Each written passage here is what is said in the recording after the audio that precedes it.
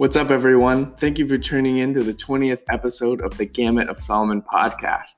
It has been a few days over 5 months, and I truly appreciate all of you who have supported me thus far.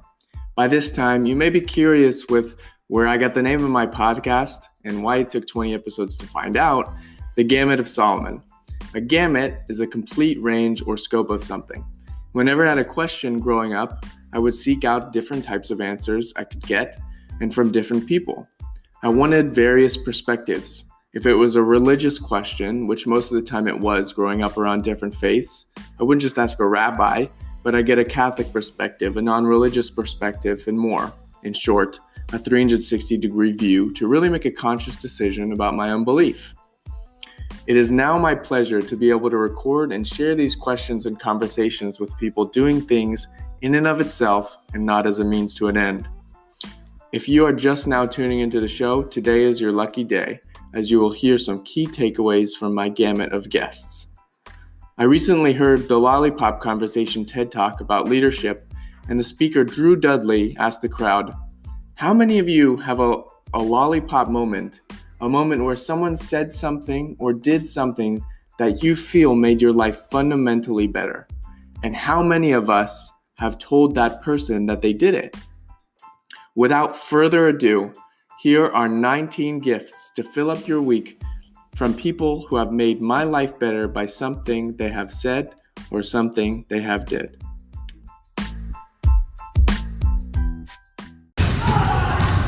What's one lesson you would leave, like for your legend in a sense, for everybody to, there's one thing you could help others to live by?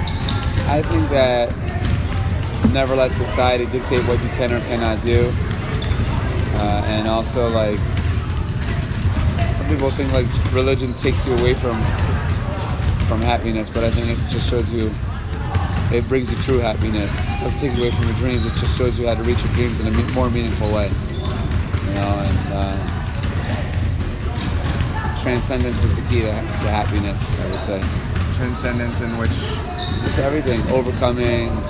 Just the way the world is built right now is like by overcoming challenges, you reach true happiness. Hard work, you know. Like being able to look at it in a positive perspective? Yeah, be positive, be optimistic, overcome challenges, better yourself, refine yourself, have a relationship with God, focus your energy on the important things in life, and you'll be really happy, you know, in my opinion.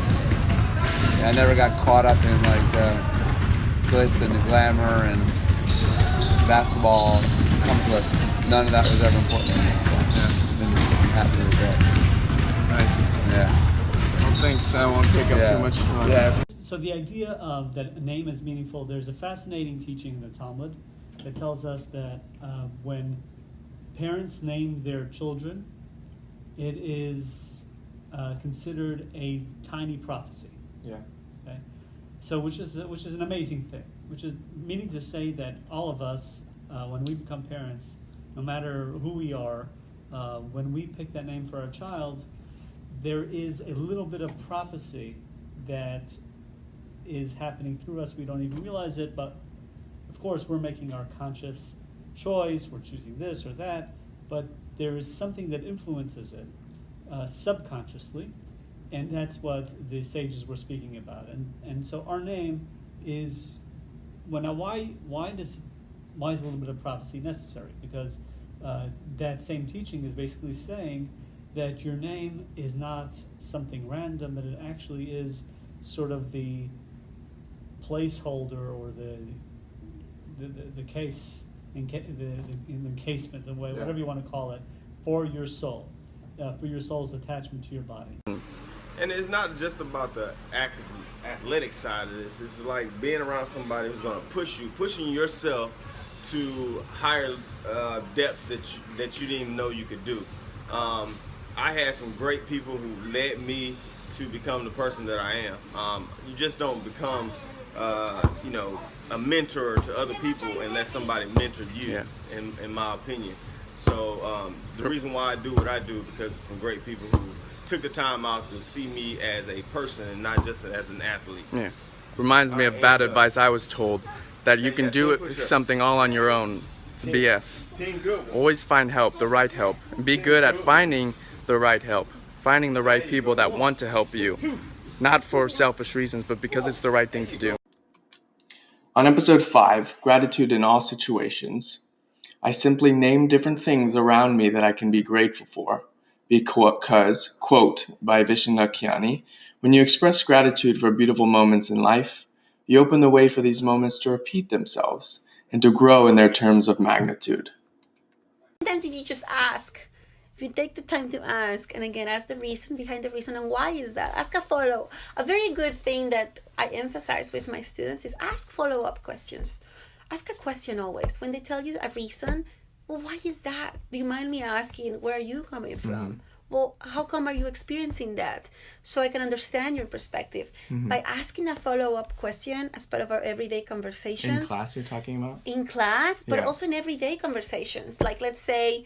I can see why it couldn't be hard, though. Because, in like a class full of 30 kids, a lot of people, at least in my experience with high school and college, people have we have questions, but we don't ask it because we know that another kid wants to get out of class, or we build up all these different kind of... Okay, so in that way, I will say you're being too nice. Yeah. And you always need to ask. And equally important... well, I think I was the one asking so well, many you questions. were always asking, so I loved it because you should also always welcome questions, because questions means it's an opportunity to address that concern. Mm-hmm. So if people are not, and also that people are paying attention to you. If you're doing a lecture, if you're doing a sales, if you're pitching a project, and people are not asking you questions, or they're not giving you objections, or they're not saying anything, you're not connecting. Maybe you haven't hit the nerve yet, so they're just being very passive. Yeah. So you don't even know if you're going to be able to close that meeting in a way that you wanted to. So you want to welcome questions, you want to welcome objections, you want to welcome a dialogue. A dialogue is healthy. It allows for a conversation with feedback to take place rather than me just sending information. Nice. So asking a follow-up question, asking questions, welcoming objections, making it a dialogue, and equally important, incorporating the other person's perspective into what you're trying to do, I would like to make certain that every person that is listening to me remembers to focus on the things and operate through the gifts that are beyond themselves. I like to call them eternal gifts. Mm-hmm. The things we're always told to think on, things that are pure, things that are right, things that are just, joy, wisdom, love, true love. Those things that transcend position. They exist beyond any type of physical opportunity or scenario that you could come up with. You can't buy it. The world didn't give it to you. The world can't take it away. It's a spirit. And I'd like to encourage each and every person out there to follow after that true spirit of love. Ultimately, it all comes into love. And one last thing, if I could add to that, 3 words that I would encourage to use less when speaking on yourself and the things and the gifts that you're given and the opportunities that you're given. Those 3 words are just, only, and trying. When you say, oh, I'm just doing this. Oh, it's only that. Well, I'm trying to get there. Whenever you do that, you create an expectation. Not only do you create an expectation for someone else, but even for yourself, that you have now told a person, oh, if it's just this, it shouldn't be taken so seriously. But you've told yourself that as well. And if you told yourself that, you told yourself and the rest of the world that this is how you and whatever you're doing should be treated. So I would encourage those listening to try their hardest not to ever diminish opportunities and gifts that they are given in life, no matter how much of a meager beginning it may seem to be. I believe that I am who I am becoming. And if that is the case, if I am becoming, let's say, a multi-millionaire, then the $5 I have is a part of my multi-million dollar empire. That's so I can't talk about it. Right. I can't talk about it like it's just $5. is if you own your actions, you can create your experiences and you'll live a blessed life.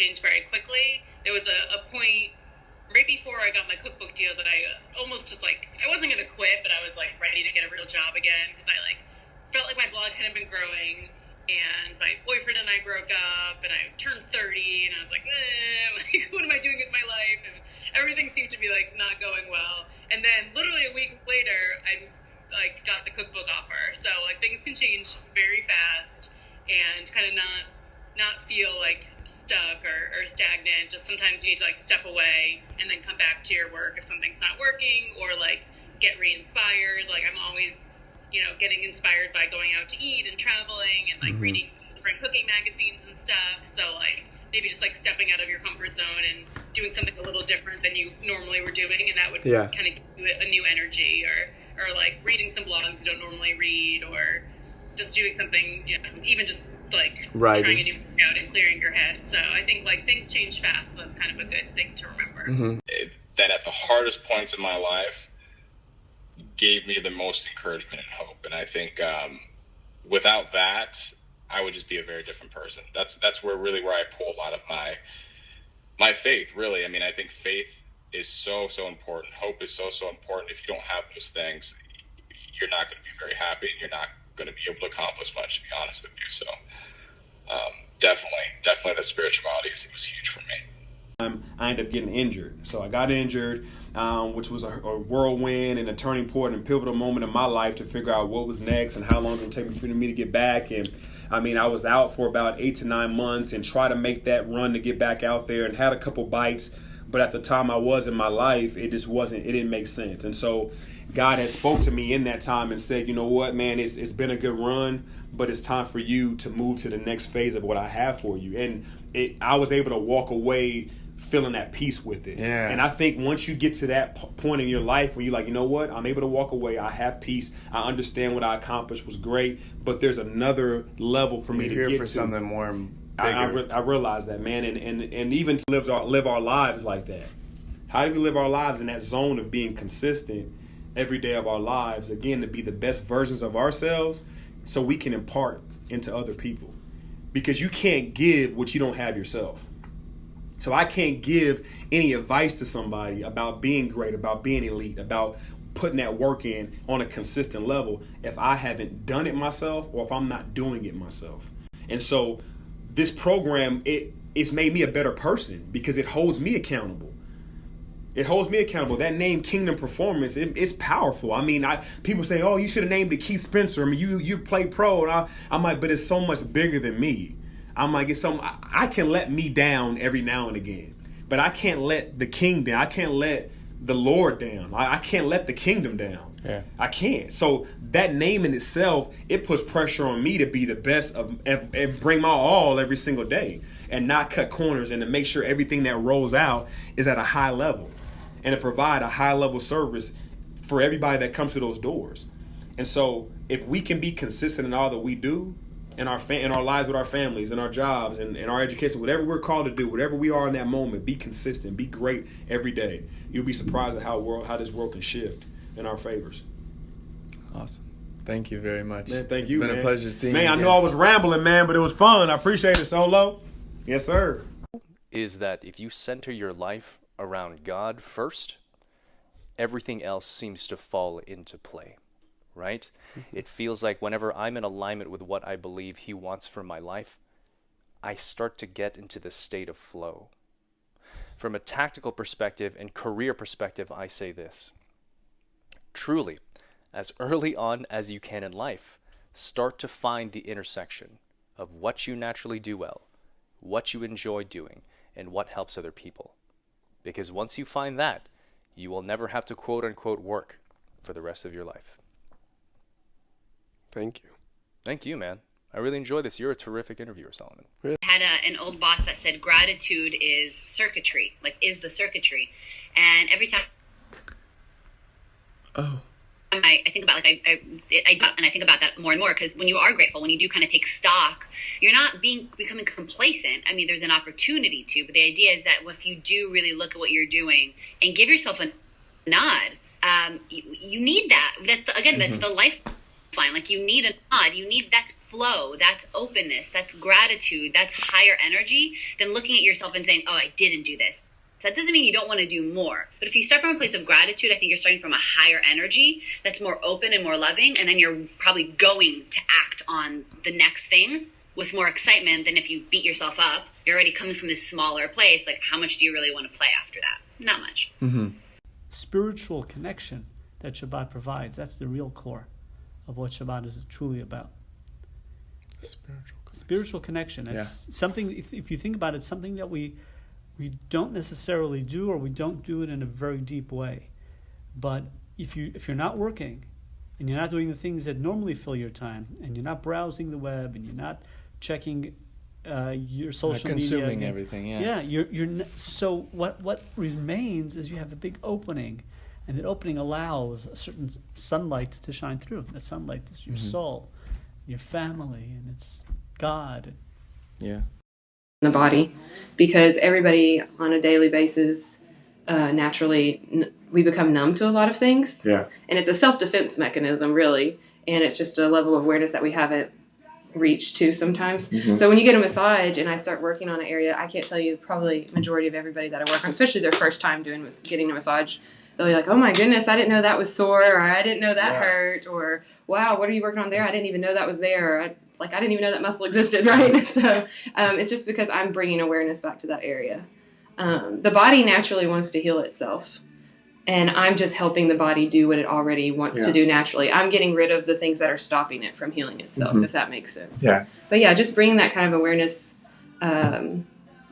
It's fascinating that, when the body has some kind of stress, it wants to release, and so it can go to a different part, and then it's crazy that it can go kind of unnoticed for some time, or just pushed to the side. That a lot of just laugh a little bit. I think so many people take themselves so seriously, and I think the gift of laughter and being friendly, it goes a long way, man. I mean, I think some people approach things in a very confrontational, aggressive manner, and there's a time and a place when that is needed, but a lot of times, just smile, pass it on. I think this world could use more people just trying to make somebody laugh or bring a smile to somebody's face.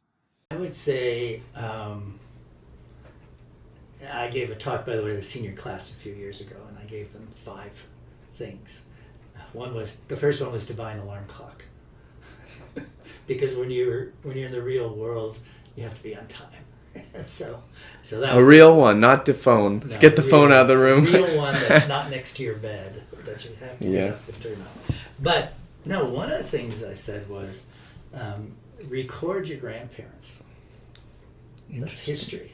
Have them talk about their childhood and stuff. I regret this. I had an uncle who was in the Ukraine during the Russian Revolution, and he was a barber. I used to stop at his barbershop, and he'd tell me what it was like to be there, and the differences between the White Army and the Bolshevik Army and things. And it just was fascinating, and I regret so much I didn't sit down and record it. So, yeah, I hope my dad's listening so he can finally let me record him. Yes, seriously, you should. I mean, you need to have, and now we can do video recording, so that's even better to get this. But I think that's an essential thing everyone should do is preserve that history and understand I love their it. own history. And another thing was to kind of, it takes a while, especially for liberal arts students, to find what you're really passionate about and to be able to continue doing that. And so to not give hope on that. To not give hope up. Give up hope, on that. To keep searching for that. And you don't have to know now. Yeah, and it's one thing it I may worked take on. a year or two, and I have seen this countless numbers of times with students from UD that it's like they graduated a physics degree, and then whoa, they started their own company. That's what they were good at. One got his PhD from Harvard. And now he is a sports analytics analyst for Liverpool soccer. Interesting. So he totally different, but he loves it. That was a passion. He was able to combine sports and things. So it's just like, do that, and you'll flourish. Yeah, you don't have to stay in that one thing. Right. One thing I'm working on. Yeah. So I think that's to give yourself a break in this sense. Don't be so hard on yourself. It takes a while. We tend to be real critical of ourselves. And you have to step away and look at yourself and say, okay, I'm not doing so bad. I'm growing and progressing, and just don't look at the bad things so much. Look at the good things. So that's another. It's part of consciousness. Yeah. It's part of raising consciousness. Yes, exactly. So those would be a couple of the major things that I would state. Thank you. What is the gift you wish to share with everyone listening and in the world? Wow, that's difficult.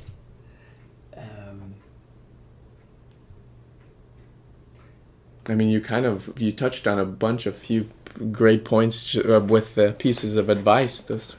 I would say, I think you should always listen to everyone, because you can learn something from even people you don't think you could in the strangest circumstances.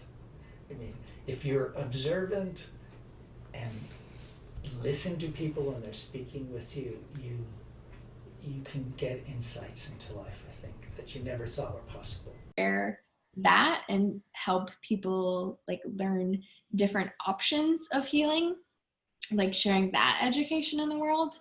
And then the second thing is I really, really want to help all of these amazing health coaches and wellness practitioners to help them be found as far as launching their business, with the marketing of their business, and helping them get more clients so they can do more of their work.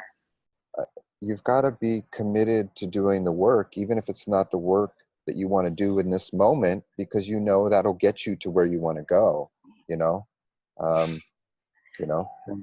So thank you. Yeah, it's being about committed to the journey, and the journey is going to take you to some dirty places, and it's going to take you through the mud, but then you're going to learn how to walk through the mud, and so that's one of the things I'm most grateful for. Is at 26 I decided to start living my life for me, and I decided to start facing all my fears. And this is how I gauge it today, is if I fear something, if I'm afraid of something and I see it, that's exactly where I need to move towards, because I'm committed to eliminating all fear in my life or changing the relationship with it. There's always going to be fear. There's always going to be fear, but fear doesn't need to stop you from taking action. You just need to change your relationship with fear. And so if I'm afraid of something, or if a person invokes a fear in you, yeah, what is that? You have to inquire. You've got to go deeper. Interesting. Wow, I know you have to start going, and I would really love to do this again. Wow, this was awesome. What's the gift you wish to share with the world? My gift to share with the world is, I'm here to help the world heal. One conversation at a time is what I say. And I believe, and I get so lit up by one-on-one conversation with people, passionate conversation, and I see the possibility coming back into people's eyes. I see their eyes light up with the possibility of living again, of believing again, of remembering the dreams they had when they were younger that were beat out of them as adults. So my gift is to be an example, to show people the possibility of so much more than you yourself believes, because I've been there. I used to play small. I still have to, slap myself out of my own thinking to remind myself that I can have and be and do and serve so much more than I think I can at this very moment, and it shows up constantly in your life to remind you, so I really, because I am really passionate about this project, I really think our gift in this is giving people back their time, their bodies, their connections, just really giving people the power over their lives. These devices have addicted us. I mean, the developers of these devices say that they have created these in a way to addict us. Yeah. And so this is giving us the power to take our lives back. And so I feel like we're really doing that we really are, by encouraging people to be mindful about their use, we're really making a change in society. So I think that's what we're giving back. And certainly, also giving back to the ritual, the tradition of Shabbat. We're giving that back to the people, in that it's a way that more people who had never thought they would do Shabbat can do Shabbat.